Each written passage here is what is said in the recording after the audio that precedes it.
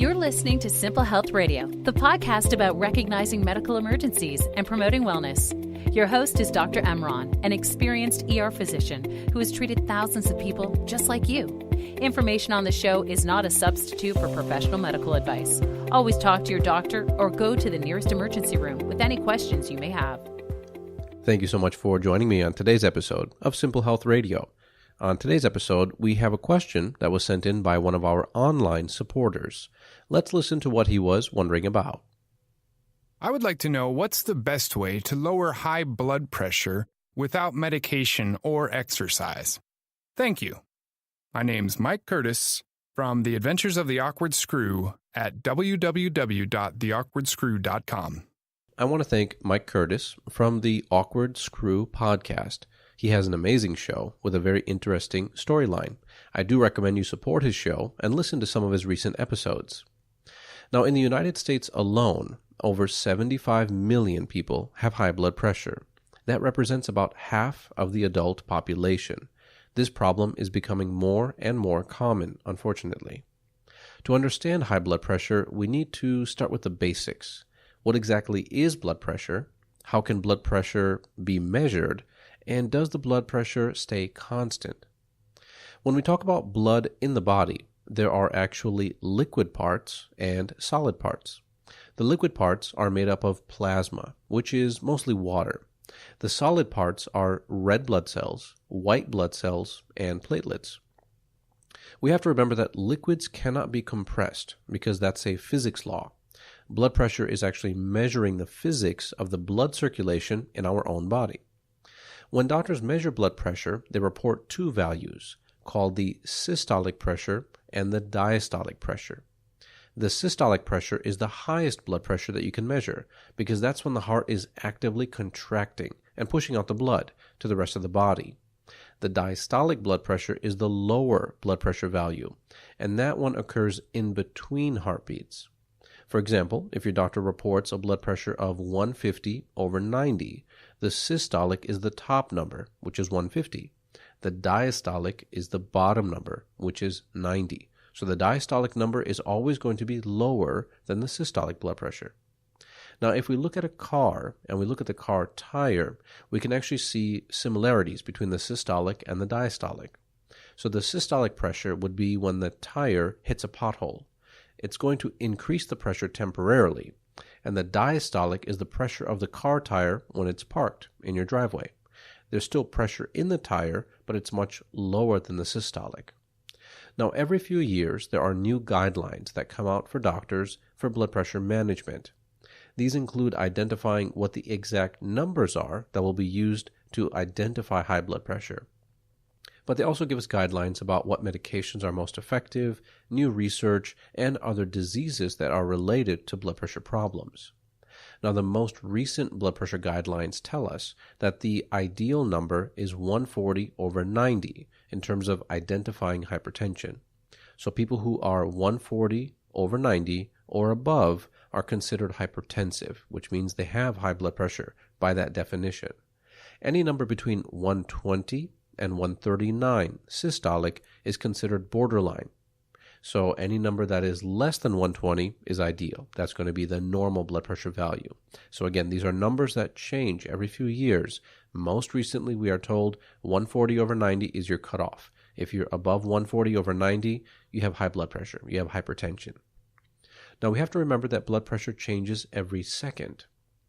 So 1 minute to the next, if you check your blood pressure, there can be a dramatic shift in the systolic or the diastolic values. The first step that people need to do is actually check their blood pressure at different times of the day. So check your blood pressure at the pharmacy, check your blood pressure at home with a little monitor, check it at work, check it first thing in the morning, check it before you go to the clinic, and then see what the values are when you're actually in front of your doctor. Keeping a log of the blood pressure values is easy. There are many apps available for your iPhones and Android devices. Or just get a little notebook, write down the time of the day, the date, and your systolic and diastolic blood pressure. This will help you to confirm if you actually have high blood pressure or not, because as I mentioned, it's going to fluctuate minute to minute. You may have one high blood pressure reading in the whole week, and all the other numbers are normal. So by definition, you don't have hypertension. but the opposite can also be true. So if you only check it once a month when you go to the clinic and it's always normal, that may or may not be accurate. You need to have some comparisons at home, when you eat, when you're at work, and so forth. Now that we have the definitions of high blood pressure from a medical standpoint, I can start to answer the question that Mike Curtis presented to us. So before anyone ever starts blood pressure medication, doctors always try to maximize the lifestyle modifications, because lifestyle modifications have no side effects. Now, it sounds like Mike is actually trying to avoid all diet and all exercise. Medically speaking, as a doctor, we still recommend exercise on a daily basis to help promote normal blood pressure. The average right now is about 30 minutes a day of walking, running, or any type of cardiovascular exercise. Could be aerobic, could be whatever you would like to do. This should not be difficult to work into your normal routine, even if you have a busy schedule. So 30 minutes is not that much time, but it is recommended. Now, diet is always tricky because the definition of a diet is a pattern of eating. So it's not one specific thing, but it's a pattern of what you eat. So when we counsel our patients about diets, we have to be as specific as possible. We don't tell people just go on a diet and your blood pressure is going to get normal. That's not accurate. That doesn't make any sense. So the first thing that I tell people is to look very specifically at the salt. So the most common cause of high blood pressure due to dietary issues is going to be sodium chloride. Sodium is an important part of the diet. It does help us maintain our normal homeostasis and metabolism. It helps us to function with our circulation and our muscles. However, in the American diet, some people get up to 10 times the amount of sodium they actually need every single day. So remember, we talked about the liquid parts of blood, which are mostly water. So when you consume a large amount of sodium, for example, from a bag of potato chips or eating fried chicken, naturally you're going to drink more water because you're going to be thirsty. That combination of sodium and water raises your blood pressure almost immediately. So one easy method to improve the blood pressure without dieting is to actually reduce just the sodium intake. You can't eliminate all the sodium. That's not possible. You still need some sodium in the diet. But if you switch from sodium to potassium, it'll actually help you control your blood pressure. Many people are actually deficient in potassium, but they overdose on sodium. So there's products like Mrs. Dash and other salt substitutes that actually taste pretty good, and they're much better for you. So sodium, again, is a key element. If you're not trying to diet and you're not trying to heavily exercise, just look at your sodium content, switch that to potassium, and then you should be in a much better position to control that. Now, another cause of high blood pressure is actually related to blood sugar.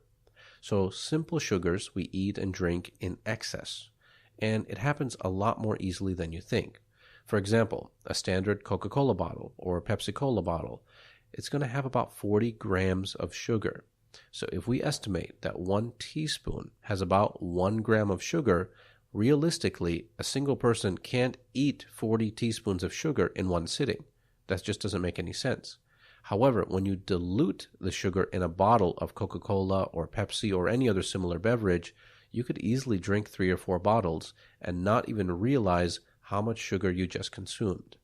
The problem is that high blood sugar also attracts water, and that excess water, again, raises the blood pressure. So again, we talked about sodium raising the blood pressure due to water, which follows it. Blood sugar, same problem. So when you have an excess of sugar, water follows it, stays retained in the circulation, and that raises your blood pressure. Now, another part of the process in managing blood pressure that often gets overlooked is actually sleeping. So proper sleeping habits are necessary for people to remain healthy. Sleep is needed for regeneration of the body and appropriate healing. People don't get enough sleep these days. Many people have shift work where they work very odd hours. Some people wake up frequently at night. They may have young children. They may be distracted by their dogs barking or something on the television, iPhones, iPads. All of these things disrupt our sleep. And many people simply don't feel rested, and that in turn raises the high blood pressure. The issue that causes that is actually cortisol. So cortisol is a stress hormone. It's produced by the body, especially when you're under excessive amounts of stress, similar to insomnia. So even small adjustments in the sleep actually have a huge amount of difference that can occur in lowering the blood pressure. If you go to bed, for example, 1 hour earlier at night, you're more likely to get into deep REM sleep, which allows your body to regenerate. And that will reduce the amount of cortisol, and by definition, it lowers your blood pressure. You haven't taken any medication, you haven't exercised any different, you haven't cut out anything from your diet, but you've just added 1 hour of sleep, and that will tremendously improve your overall well-being. There are people who, over just a few weeks, they start to sleep better. They can actually get off some of their blood pressure medications if they're also losing weight and monitoring other factors in their own lifestyle. Now, another chemical that we talk about is caffeine. So caffeine is linked with high blood pressure. Caffeine is found in sodas. It's also found in tea and coffee and other beverages. In small amounts, it's not going to be a major issue. The problem, though, is that people who consume Monster drinks and Red Bulls, they have a substantial increase in their blood pressure. The caffeine amounts in those products is so far excessive, it's considered overdosing. There is no medical literature that supports any amount of Monster drinks or Red Bulls or any of those types of things. All of them are extremely harmful to the human body. They affect the blood circulation in a bad way, and they all raise the blood pressure. Now, the last part that we often get questions about is what we call stress. So stress means different things to different people, but the medical definition of stress is going to be feeling constantly overwhelmed.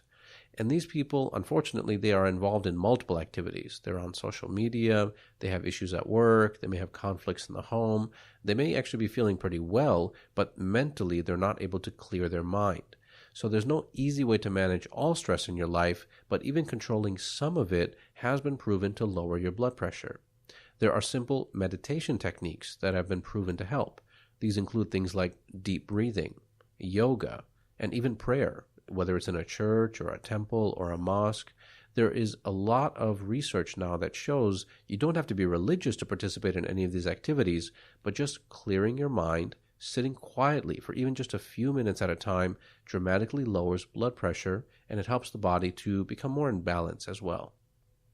Now, there are some supplements that people use over the counter, which are not prescription medications, but they swear by them. They say that it improves their blood circulation, they feel better, and whenever they take it, it lowers their blood pressure. Some of the common names are dark chocolate, garlic, fish oil, and even magnesium.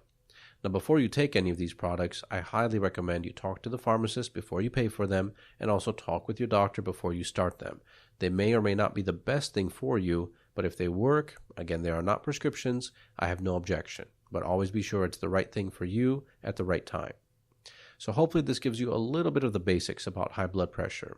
I always recommend you check in with your doctor on a regular basis, because if your blood pressure continues to rise, even though you've tried some of the methods that we talked about, you need to be on some type of medication.